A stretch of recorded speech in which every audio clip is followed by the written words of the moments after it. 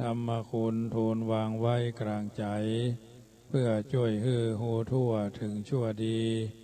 สังฆคุณทูลไว้ในชีวิตเพื่อช่วยพิษพ้นทุกข์เป็นสุขีโดยบุญอภิวันอัญชลีสวัสดีโดยการนิรันดร์เทิน10 นิ้วกราบแนบใต้ไหว้สาบารมีธรรมในครูบาอาจารย์พระมหาเถรานุเถระท่านเจ้าคณะพระสังฆาธิการทุกรูปทุกตนขอความสุขความสวัสดีในธรรมะแห่งองค์สมเด็จพระสัมมาสัมพุทธเจ้าจงมีแก่บรรดาสาธุชนท่านผู้ฟังทุกท่านที่มีโอกาสเปิดเครื่องรับฟังรายการเสียงธรรมก่อนรับตาตั้งสถานีวิทยุเพื่อการศึกษาพระพุทธศาสนาและจริยธรรม FM ความถี่ 104.50 เมกะเฮิรตซ์วัดฝ่ายหินตำบลสุเทพอำเภอเมืองจังหวัดเชียงใหม่เมตตาในท่านพระครูสมุภิสุวัตรวรกิโจ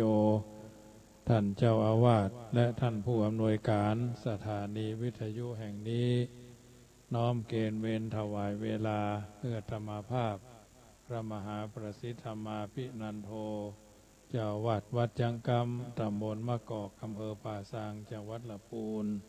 น้อมนำเอารายการนี้มามาจาอธิบาย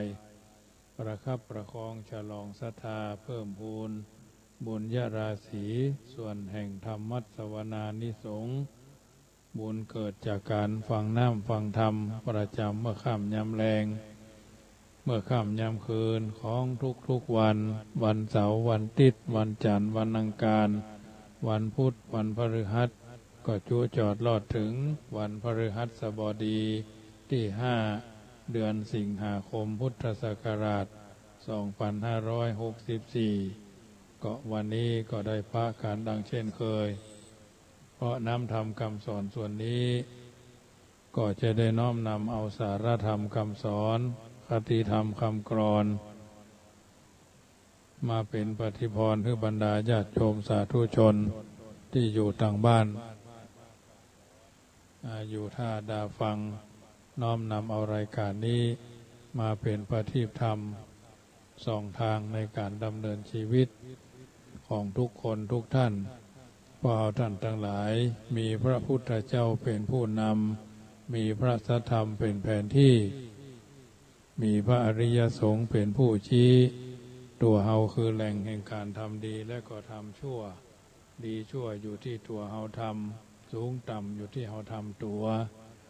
ฉะนั้นปะกันแล้วก็ถือว่าได้น้อมนำเอาธรรมะสาระอัตถธรรมคำสอนส่วนนี้มาเป็นปฏิพรให้ญาติโยมที่ตั้งใจฟังบางทีบางครั้งเฮาเกิดความท้อแท้เบื่อหน่ายในการดำเนินชีวิตเราก็นึกถึงคนที่เพิ่นลำบากกว่าเฮาจำนวนนักเฮากินมีกินดีกว่าคนอื่นบ่มีกินเฮามีที่นอนดีกว่าคนอื่นมีที่นอนเสื้อผ้ายาบ้านเฮามีบางคนยังมีเสื้อผ้ายาบ้านละเหเล่ร่อนละหกละเหินเดินจรวันนิพกวันเนจรเฮายังมีบ้านมีพ่อมีแม่หรือมีภรรยามีลูกมีหอมีเฮือนมีหอมีฮับเนาะต่างถิ่นต่างที่เอาตั้งข้อสังเกตพี่น้องชนเผ่าพี่น้องต่างชาติพี่น้องที่เพิ่นมาจากต่างประเทศว่าจะเป็นประเทศพม่าประเทศลาวประเทศเมียนมาเนาะเฮาก็หันเฮาก็ฮู้เพิ่นก็ยังขยันขันแข็งเสาะว่าหากินทำมาหากินทำมาหาเก็บแล้วเฮาอยู่กันอย่างใดยิ่งเพิ่นมีความขยันมันอาการมันงานนะก็ถือว่าเพิ่นได้ปัจจัยลาภมาเป็นการดำเนินชีวิตก็ถือว่าบ่ทุกข์บ่ยากบ่ลำบากในการที่จะดำเนินชีวิตถูกต้องท่องแท้ทุกคนทุกท่านเพิ่นกล่าวเอาไว้ว่าขยันหารักษาดีมีกัลยาณมิตรนะมีจิตอันเป็นบุคคลมันเป็นอันกุศลพ พบคนดีที่ใช้ถูกใจนักก็ถือว่าคนดีเขาต้องการเอาคนบดีเขาก็พยายามลดละเลิกเว้นหมาคือปอศอกเว้นวอกคือปอวาเว้นคนปาลาอยู่ไกลเท่าใดก็สบายใจเท่านั้นเมื่อเขารู้ว่าเขาคบเขาแล้วมันเป็นปัญหามันเป็นอุปสรรคเขาก็พยายามลดละเลิกห่างหายไกลๆนะอยู่ไกลๆอยู่ห่างไกลกันจะได้สบายมีวินัยมีศีลมีวินัยมีข้อกฎกติกาในการที่จะดำเนินชีวิตของเราเพราะทุกคนทุกท่านต้องการความสุขเมื่อรับเมื่อตื่นเมื่อยืนเมื่อเตียวเมื่อเกี้ยวเมื่อกินนะสุขจากการมีสุขจากการใช้จ่ายทรัพย์สุขจากการเป็นโรคภัยไข้เจ็บมาเบียดเบียนดังนั้นการฟังน้ำฟังธรรมประจำเมื่อค่ำยามคืนของรายการเสียงธรรมก่อนรับตานั่นก็เป็นส่วนหนึ่งที่ทำเมื่อเขาท่านทั้งหลายเป็นคนมีสัจธรรมในการดำเนินชีวิตรู้ว่าอันใดดีเขาก็ทำต่ออันใดไม่ดีเขาก็พยายามลดละเลิกในการที่จะดำเนินชีวิตของเราเกิดมาแล้วก็ถือว่าเป็นบุญเป็นวาสนามาพบพระศาสดาคำสอนพระสัมมาสัมพุทธเจ้าได้มาพัฒนธรรมหีดหอยแบบเป้าของล้านนาเฮาสัปะของใหม่ดีควรเอาของเก่าก็บอกควรละประยุกต์สู่สร้างสังคมรู้จักกาละบุคละเหมาะสมต้นอ้อยลู่ลมบ่ฮักสะบันนะอันนี้เป็นสัจธรรมที่ท่านว่าเอาไว้ในฐานะที่เขาเป็นรู้ว่ารู้ตื่นเบิกบานนะบางทีบางครั้งทำสิ่งที่ดีให้เป็นคำสอนตามคำสอนเปิ้นว่าแปลงดีไว้ให้ลูกแปลงถูกไว้ให้หลานทำบุญสุนทรทานมีศีลเป่งป้อยลูกหลานเขาหันสำคัญบ่น้อยเขาจักโดยหอยท่านได้ข้ามน้ำพอคนไปก่อนจำไว้น้ำไหลลึกเตือนค่อยแยงเลี้ยงชีพสุจริตพิษภัยบ่แฝงเหมือนแปลงหนทางลูกหลานไต่เต้าตัวอย่างที่ดีมีวัฒนธรรมแบบเบ้ายิ่งกว่าคำสอนใดๆในโลกนี้สอนลูกสอนหลานไขขานบอกจี้คติสู่สร้างสังคมตัวอย่างเลิศล้ำทำตัวเหมาะสมลูกหลานนิยมยึดเป็นแบบเบ้าสุจริตธรรมคำสอนพระพุทธเจ้านุ่งยุ่งน้อมนำเอาประพฤตินะจะหนีจ้างหื้อหนีเข้าวางงาจะหนีครูหนีบาหื้อหนีเข้านั่งใกล้ๆเปิ้นหื้อเข้านั่งใกล้ๆจะหนีคนขี้โคดขี้ไม้หื้อหนีไก่หื้อหนีไก่หลายโยจนาจะหนีตุหนีพระหื้อมันทำบุญกินทานกรรมบ่เก่าเล่าไว้ได้สอนลูกสอนหลานเล่าเป็นตำนานโบราณเก่าเงา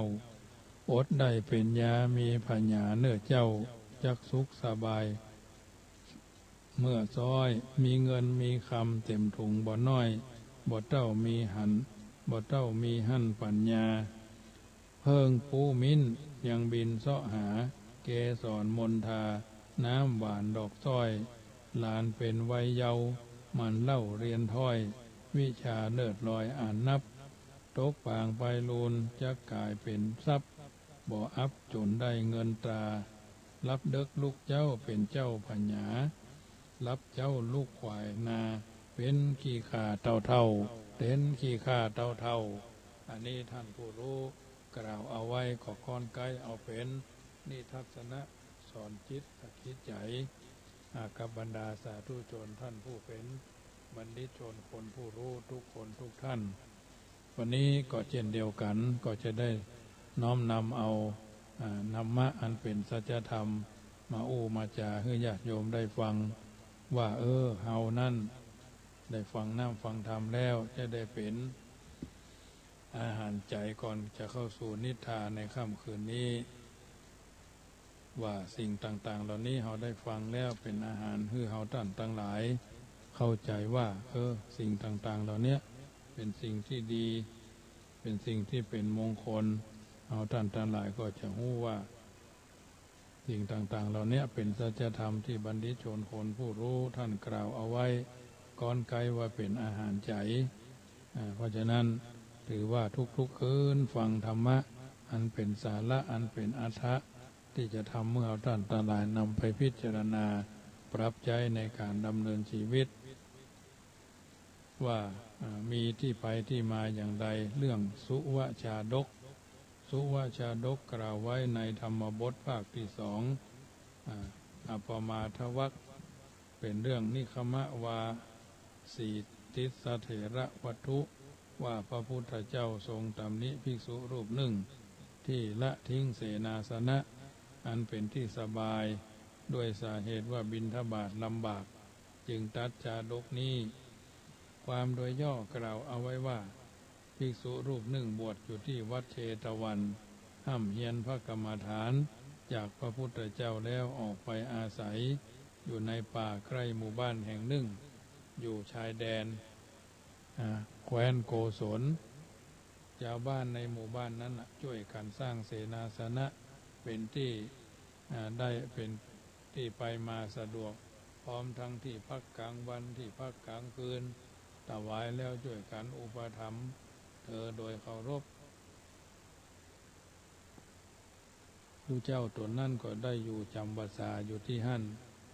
เดือนแรกผ่านไปบ่เมินได้เกิดไฟไหม้วอดวายไปทั้งหมู่บ้านบ่เหลือแม้แต่ข้าวปลูกและพืชพักชาวบ้านจึงบ่สามารถจะจัดอาหารที่ปราณีตถวายได้เหมือนก่อนเธอแม้จะมีเสนาที่อยู่สบาย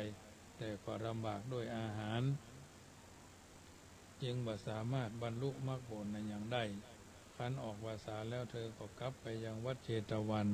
แล้วไปเฝ้าพระพุทธเจ้าเมื่อพระพุทธเจ้าตรัสปฏิสันถานถามถึงความเป็นอยู่ในป่าเธอจึงกราบทูลเล่าว่าเป็นไปถึงหมดพระพุทธเจ้าทรงทราบว่าเธอมีเสนาสนะที่ดีๆอยู่ลำพังด้วยอาหาร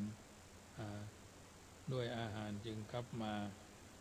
จึงตรัสสอนเชิงตำหนิเธอว่าท่านภิกษุดูก่อนภิกษุธรรมดาสมณะเมื่อมีเสนาสนะเป็นที่สบายแล้วก็ควรละความละโมบในอาหารเสียได้อันอย่างมาก็ควรยินดีฉันอันนั้นแหละแล้วบำเพ็ญสมณธรรมไปโบราณบัณฑิตจึงทั้งหลายแม้จะเกิดเป็นสัตว์เดรัจฉานกินผงแห้งๆในต่อไม้ที่ตนอยู่อาศัยก็ยังละความโลภในอาหารมีความสันโดษบ่ยอมทำลายมิตรกระทำไปยังที่อื่นเหตุไรเธอจึงมาคิดว่าบิณฑบาตมีน้อยและบ่อร่อยแล้วทิ้งเสนาสนะเสียรัดดังนี้แล้วทรงเล่าเรื่องนี้ให้เธอฟังว่ากาอาทิเตกาเลล่วงมาแล้วมีป่าบะเดือแห่งหนึ่งซึ่งอยู่หิมแม่น้ำคงคาแถวป่าหิมพานต์มีนกแขกเต้าอาศัยอยู่หลายแสนตัวธรรมบทว่าหลายพันตัวต่อมาเมื่อเกิดแห้งแล้งบะเดือมดลูกแล้วนกแขกเต้าก็พากันบินไปที่อื่นแต่พญานกแขกเต้าบ่ยอมทิ้งต้นบะเดือที่ตนอาศัยกินผลมาแต่แรกสิ่งใดที่เหลืออยู่บอกว่าจะเป็นหน่อเป็นใบเป็นเปลือกเป็นกะพี้นะเธอก็กินสิ่งนั้นแล้วดื่มน้ำในแม่น้ำคงคามีความฮักน้อยสันโดษเป็นอย่างยิ่งไม่ยอมทิ้งต้นบะเดื่อไปไหนด้วยอานุภาพแห่งคุณก็คือความมักน้อยสันโดษของพญานกแขกเต่าถึงกับทำให้ที่อยู่ของเท้าสักกะเทวราชสั่นสะเทือนแข่งกระด้างเท้าสหัสนัยทรงสงสัยจึงพิจารณาถึงสาเหตุที่เป็นไปที่แจ้งพระทัยจึงถึงต้นตอเมื่อจะทรงทดลองใจนกแขกเต่าดูจึงบันดาลให้ต้นบะเดือนั้นแห้งแล้วร่วงหล่นลงเหลือแต่ตอทีที่แตกพุนเป็นช่องเล็กช่องน้อยเมื่อถูกลมพัดก็ส่งเสียงดังเหมือนกับถูกคนเคาะมีผ ผงละเอียดไหลออกมาตามช่องที่แตกปูนนั่นฝ่ายพญานกแขกเต้าก็จิกกินผงนั้นแล้วบินไปดื่มน้ำที่แม่น้ำคงคาเต็มต้องแล้วก็บินพลิกมาจับอยู่ที่ต้นบะเดือโดยใบย่อท่อต่อแดดต่อลมและไม่ยอมไปที่อื่นท้าวสักกะทรงทราบว่าพญานกแขกเต้าเนี่ยมีความมักน้อยสันโดษอันลึกล้ำทรงต้องการจะฟังธรรมจากเธอจึงแสดงแปลงพระองค์เป็นพญาหงส์บินมาจับอยู่ที่กิ่งมะเดื่อต้นที่อยู่ใกล้ๆต่อที่พญานกแขกเต้าอยู่แล้วตัดปราศัยว่าสันติทุกขาหาริตะปัตตาทุมาเนกะพลาภหูกัสสมานุสุเขโกลาเปสุวัสสนิรโตมโนแปลว่าต้นไม้ทั้งหลายที่มีใบเขียวมีผลดกก็มีอยู่เป็นอันมากเหตุไฉนนกแขกเต้าจึงมีใจยินดีในไม้แห้งผุเล่าพญานกแขกเต้าก็ตอบว่าเฮาได้กินผลแห่งต้นไม้นี้นับมาได้หลายปีมาแล้วเฮาจึงรู้ว่าต้นไม้เนี่ยมีผลแล้วก็ต้องรักษาไมตรีไว้เหมือนก่อนพญาหงส์แปลงถามว่านกทั้งหลายย่อมละทิ้งต้นไม้แห้งผุที่ขาดใบและไร้ผลไปนี่นะนกแขกเต้าเจ้าหันโทษอย่างในการไปที่อื่นเล่าพญานกแขกเต้าก็ได้แสดงธรรมหัวข้อที่สองว่าเยภะรัตถาสัมภชันติอภะโลติชะหันตินังอัตทัตถะปัญญาทุเมธาเตโหนติปักขะปาติโนแปลว่านกเหล่าใดต้องการผลจึงเข้าไปหาต้นไม้คันรู้ว่าต้นไม้นั้นหมดผลแล้วก็ทิ้งไปนกเหล่านั้นจัดว่าเป็นผู้หันแก่ตัวไร้ความคิดและปัญญามักทำให้ส่วนไมตรีตกไปท้าวสักกะเทวราชสดับดังนั้นแล้วก็ทรงยินดียิ่งนักตัดสรรเสริญพระโพธิสัตว์ว่าเป็นผู้มีวินยูชนพึงยกย่องสรรเสริญในความเป็นผู้รักษาไมตรีจิตบัทิ้งกันแม้ในยามยากแล้วพระราชทานพรแก่พญานกซึ่งพญานกก็ขอให้ต้นไม้มีที่เหลือแต่ต่อเนี่ยฟื้นใหม่และมีผลดกตามเดิมเท้าเธอจึงทรงวักน้ำอมฤตมาประพรมที่ต่อไม้นั้นพันก็เกิดลำต้นและแตกกิ่งก้านออกงอกงามมีร่มเงาเย็นสบายเหมือนเดิมจากนั้นก็เสด็จกลับอันทวันทิพย์สถานวิมานของตนพระศาสดาครั้งนั้นขั้นตัดเล่าเรื่องนี้จบลงแล้วสรุปว่าท้าวสักกะเทวราชในครั้งนั้นก็เป็นพระอนุรุทธบัดนี้พญานกแขกเต้าก็คือพระองค์นั่นเองมิตรธรรมคือไมตรีจิตที่คนเฮามีฮือกันและกันกระชับแน่นบ่คอนแคนบ่หวั่นไหวเป็นเหตุให้กึดถึงไปมาหาสู่กันสม่ำเสมอแม้จะเมินกะบ่เมินกะแม้จะตั้งใจกะบ่ตั้งใจกะแม้จะเต็มใจกะบ่เต็มใจกะ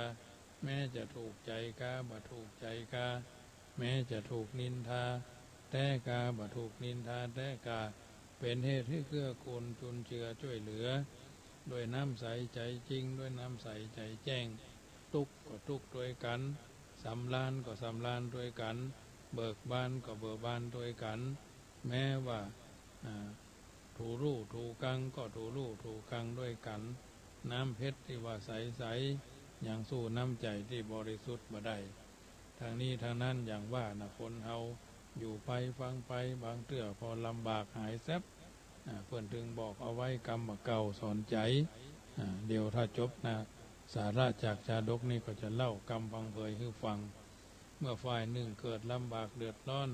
มิตรธรรมจึงทำให้คนเฮาคบหากันทำงานด้วยกันแม้ไม่ได้เป็นพ่อเดียวแม่เดียวกันและอยู่ด้วยกันได้อย่างมีความสุข และสันติสุขบ่เลือกที่ฮักบ่มักที่จังบ่เอาตัวมาเป็นบ่มองคนอื่นต่ำบ่มองคนอื่นสูงมองเสมอกันว่ามาบ่มองเสมอกันถือว่าเขาเกิดเป็นคนร่วมชาติร่วมศาสนาร่วมพระพุทธศาสนามีความเกิดมีความแก่มีความเจ็บมีความพัดภาคและสุดท้ายก็มาลายหายสูญเหมือนกันหมดนะสามีภรรยาพี่น้องอยู่สุขด้วยกันบ่ทอดทิ้งกันยามยากแม้จะกัดก้อนเกลือกินก็บ่ตีจากกันหรือญาติพี่น้องเพื่อนฝูงฮักกันมาเมินเท่าใดนึกถึงที่ว่าเฮาปะกันครั้งแรกเฮาอยู่ด้วยกันเฮากินด้วยกันเฮานอนด้วยกันเป็นคล้ายๆก็พอเป็นทองแผ่นเดียวกันละนะคลอเคลียคอกลมเกลียวน้ำนึ่งใจเดียวกันอยู่แล้วก็เป็นสิ่งที่น่าศึกษาได้เคยอยู่อาศัยถิ่นที่ใดได้เคยรับอุปการะจากผู้ใดก็มีใจผูกพันบ่ได้เจอกันบ่ได้กำแขนบ่ได้แงนพอหน้าบ่ได้เจรจาด้วยคำถ้อยคำอู้ก็ขอทรงภายแผ่ยายบุญว่าเมตตาแผ่ไปให้คนรักชื่นเกียรติชังแต่ครั้งไหนนะขอให้เขาได้ดีมีสุขใจนะอันนี้เป็นวลีคำก่อนจะนำรายการจากท่านไปก่อนในคืนนี้นะ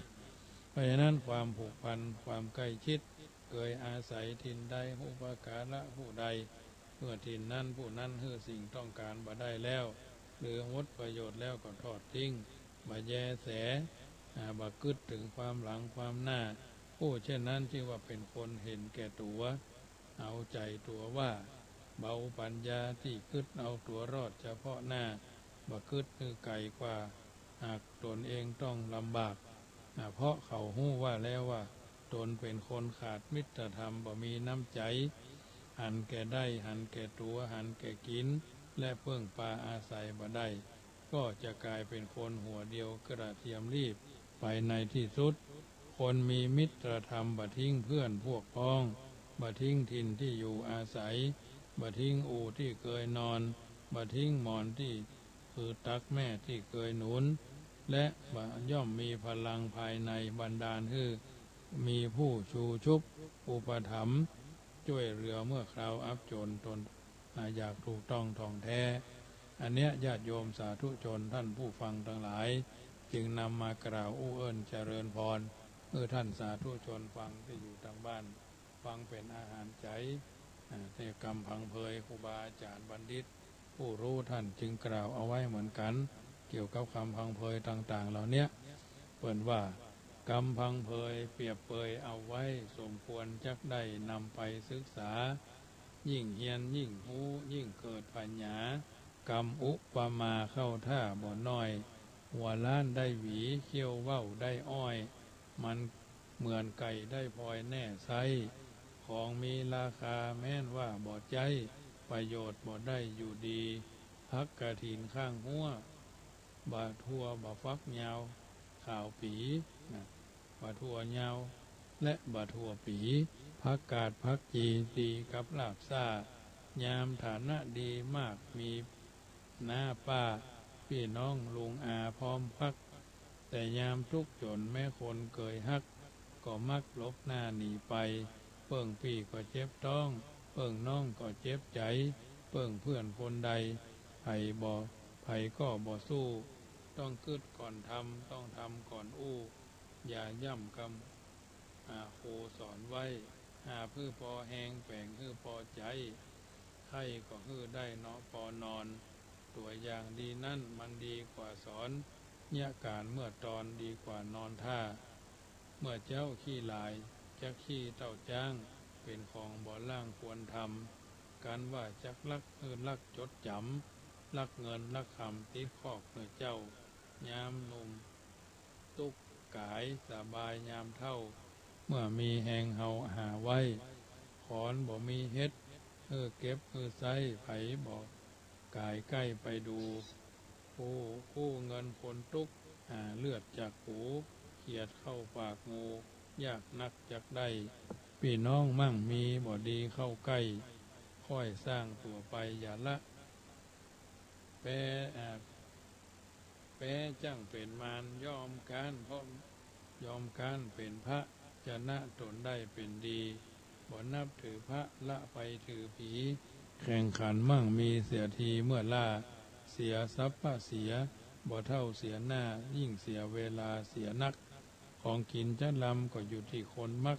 ไผ่จักชอบสู้เจยบานเหมือนอ้อยกับจ้างแม่ห้างกับหนานส้มกับแม่มารหวานกับคนเท่า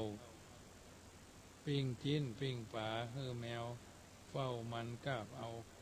ไม้มันกาบกินเอามดลึงคนงามหน้าตาบ่หน้าทราบซึ้งถ้าแปลงหน้าบึ้งหน้างอกันว่าจักมัดก็ต้องใจปอกำปากกำคอมัดกันก็ได้คนเง่ากาไก่คนลวกกาไก่นั่งหัวคันใดหับซับกึดที่กึดที่บ่ไหวกึดใจบ่ฮับมันกึดกีดกับจอมล้อมหูมิตรที่เคยฮักแม่นตักผิดหูกลายเป็นศัตรูยามอยู่วงเล่าอ่อนอันว่ามิสัยของใจเจ้าชู้เขาตึงจ้างอู้จ้างชมเสลียมบ่แขวงแม้มันจะขมประโยชน์นิยมเป็นยาแก้ไขตกเปิ้นไข้หัวตกต้นตกทีเปิ้นเป็นดีไข้หัวที่ตัวเป็นดีไข้ให้อันเปิ้นพลาดไปอย่าจ้า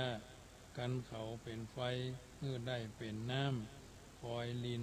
ข้อความดับไฟศัตรูผู้ชีวิต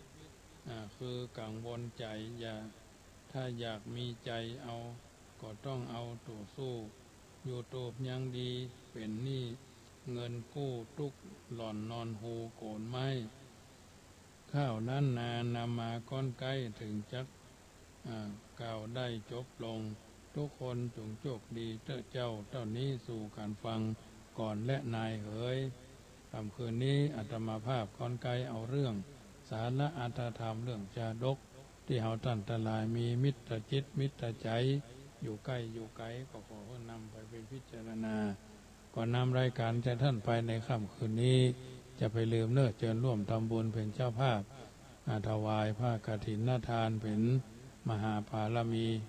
มหากุศล1 ปีมี1เตื้อที่วัดจังกรรมก็จะได้รวบรวมปัจจัยก่อสร้างหอบูรณะกุฏิสงฆ์ห้องนอนซึ่งขาดการต่อเติมตั้งหน้ามาแหมก็คงจะได้จ่ายเงินประมาณแหมประมาณ 350,000 กว่าบาทเป็นตารางเมตรก็ 2,564 ตารางเมตรตารางเมตรละ99 บาทเนอะเกิดจะได้ค่อยจะถึงจะเป็นเจ้าภาพป้านลมหรือใบละกาก็ยังทำ17ตัวนะตัวละ 4,500 บาทตัวละ 4,000 ส่วนละ 4,500 บาทหน้าคาตานหรือคันถวยยังขาดทำ17ตัวละ 3,500 บาทนะกระดิ่งหรือเด้งแก่นละ499 บาทนอกนั้นก็ตามเจตนาหรือท่านฟังรายการนี้ทุกวันให้เป็นเจ้าภาพสร้างพระประธานเพื่อถวายไปสำนักวัดสำนักอาสมห้วยเกียงตำบลแม่วินอำเภอแม่วางจังหวัดเชียงใหม่เพื่อต้องการพระพุทธรูปที่เป็นพระประธานเนอะ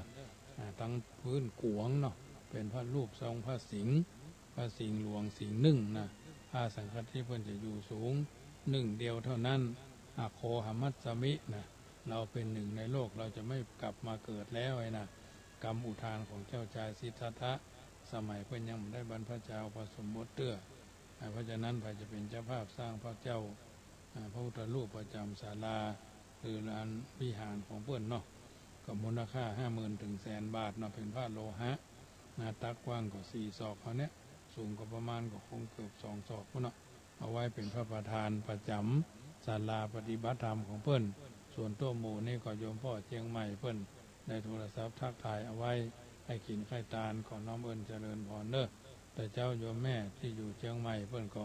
โอนปัจจัยมาร่วมทำบุญแถม500 บาทจะได้รวบรวมเพื่อท่านอาจารย์ทรงวุฒิเนาะเป็นลำดับไปเนอะวัดห้วยเกียงสำนักอาสมห้วยเกียงตำบลแม่วินอำเภอแม่วางในท่านพระครูเจ้าคณะอำเภอก็ให้ลูกน้องไปอยู่จำพรรษาก็ถือว่าเป็นสถานที่ไว้ที่ศาสที่สักการะบูชา ค่ำคืนนี้ก็คงจะดำเนินรายการมาถึงช่วงสุดท้ายให้ขินไข่ตาลก็จะเป็นเจ้าภาพกระดิ่งก็499 บาทยังทำ48แกนเนาะ48แกนละ499 บาทนาคาตันหรือคันโทยก็ตัวละ 3,500 บาทไปละกาหรือปั้นลมก็17ตัวละ 4,500 บาททำคนเดียวก็เป็นเรื่องเป็นราวเป็นเดือดเป็นดังถ้าทำหลายคนมันดูว่าแล้วโวยตามที่เขาปรารถนาค่ำคืนแต่ละคืนขอญาติโยมฟังกันไปเนอะมันพวกนี้มาเจ้าก็พากันที่ขึ้น96เสียงธรรมะในชีวิตประจำวันแต่ละคนแต่ละท่านก็ถือว่ามีภาระความรับผิดชอบตั้งใจตั้งตัวคือเป็นคนดีมีมังคละกับตัวกับตนเป็นลำดับไปคันทำสิ่งใดอันเป็นไปโดยชอบประกอบด้วยมโนสุจริตอันบริสุทธิ์เพี้ยนเหมือนดังวัจนะประพันธ์บัณฑิตชนคนผู้รู้ท่านก้อนไกเอาไว้ก่อนสังวาสสวดที่ยายหรือสวดก่อนที่เขาจะเข้าสู่นิทราแต่ละคืนว่าก่อนท่านนอนภาวนาสาธุพระว่านะมะพะทะอย่าเฉยไฉเป็นหัวใจนะโมเตโชชัยป้องกันภัยยามหลับไม่อับจนเมื่อล้างหน้าอย่าล้างเปล่าเอาสิริเสกพุทธสังมิก่อน3 หนตำราว่าเป็นมหาชัยยะมงคลทิพมลคุ้มกันอันตรายจะจากเรือนคันใครที่อยู่ถึงประตูยืนหยุดจุดที่หมายภาวนาสุขโตโพธิยายแล้วผันภายได้พิพัฒน์สวัสดีอีกจะพระกะสะปัทมังเป็นมนต์ขังเป่าปัดกำจัดผีทั้งปีศาจพูดปลายร้ายการีเสก7 ทีขับไล่ไม่แผ่วพานพุทธสังมังคลังโลเกอย่าเฉยไฉนี้คาถามหาศาลเป็นมงคลคุ้มกันอันธพาลทั้งลุกลานได้ดีนี้กระจายเสกทุกปลาสวมสร้อยห้อยพระเครื่องเดชกระเดืองเรียกมงคล3 สายช่วยป้องปัดพันพยันอันตรายทั้งหญิงชายเมตตาปราณีเอ่ยพุทโธบังซ้ายธัมโมบังขวาสังโฆบังกายาอะระหังบังเกสาอะระหังพุทโธนะโมพุทธายะอายุวันโนสุขังปะลังขอเจริญพร